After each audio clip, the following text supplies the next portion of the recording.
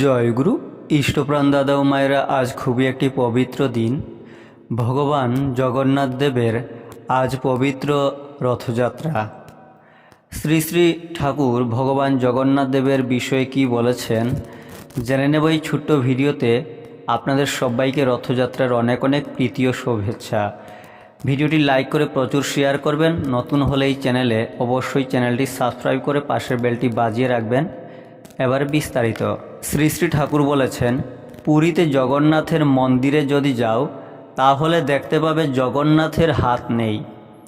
জগন্নাথ জনে জনে হাত বিলিয়ে নিজে হাতহীন হয়ে বসে আছেন।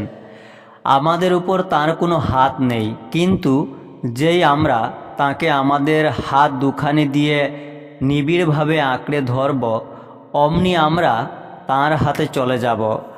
তখন তার ইচ্ছায় আমরা চালিত করব নিজেদের। এমনি করেই আমরা সেই মঙ্গলের অধিকারী হব, যে মঙ্গল তিনি আমাদের দিতে চান। শ্রী শ্রী ঠাকুর আরও বলেছেন, জগন্নাথ দেবের যে মন্দির আছে ওখানে, তা ছিল একটা কৃষ্টির কেন্দ্র। সে যে কত আগের থেকে ছিল তার ঠিক পাওয়া যায় না। চৈতন্যদেবের সময় থেকে না তারও আগে থেকে ওখানে একটা বিরাট কৃষ্টি ছিল। তার সাক্ষী দিচ্ছে জগন্নাথ দেবের মন্দির, ভুবনেশ্বরের মন্দির, কোণারকের মন্দির।